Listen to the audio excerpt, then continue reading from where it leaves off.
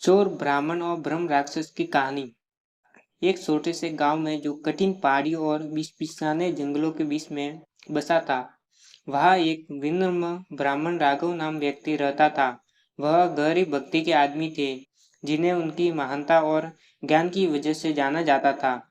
गांव के लोग उन्हें बहुत मानते थे और वह उनकी भलाई की विश्वास रखकर उनकी सेवा करते थे।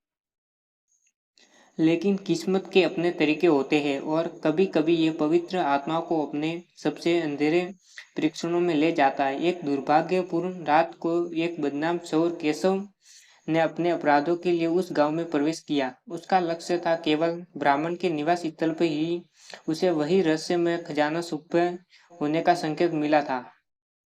जैसे जैसे रात बढ़ी, केशव धीरे धीरे राघव के सादे आवास में घुस गया। ब्राह्मण गहरे ध्यान में था, उनको खतरे का पता तक नहीं था। केशव ने उपायुक्तों से उनकी खोज की, खजाने का पता लगाने की आशा में सब कुछ उलट दिया। अचानक अलौकिक रोशनी कमरे में भर गई, हवा तेज हो गई और केशव को उसकी रीढ़ के ऊपर एक ठंडक का संवेदना हुआ।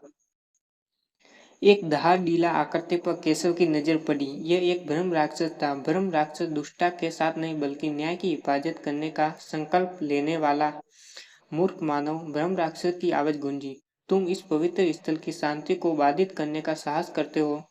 अब जाओ या बुरे परिणामों का सामना करो। डर से प्रेरित केशव ने भागने की कोशिश की, लेकिन ब्रह्म राक्षस की शक्ति बहुत ज्यादा थी। वह फंस गया। ब्राह्मण ने जो घटना की आवाजों को महसूस कर रहे थे, वह कमरे में दौड़ा आए और परिस्थिति को देखा। उन्होंने ब्रह्म राक्षस से विनती की, केशव की जान की।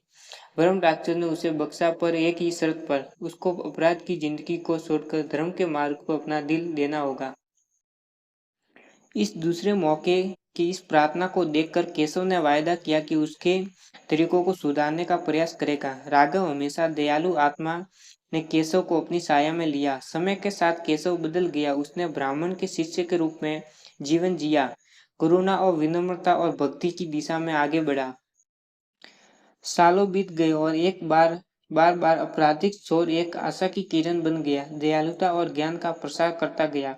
गांव उसका डर नहीं रखता था, बल्कि उसका सम्मान करता और उसकी प्रशंसा करता।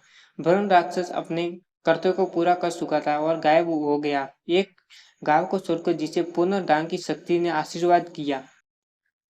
राघव, केशव और ब्रह्म राक्षस की कहानी एक पौराणिक कहानी बन गई। पीढ़ियों के माध्यम से बड़े लोगों की करुणा और बुराई की अंधकार में भी बदलाव की सामर्थ्य को उजागर करती है। यह दर्शाता है कि भलाई की विजय अंधेरे के दिल में किसी के साथ कुछ अच्छा हो सकता है।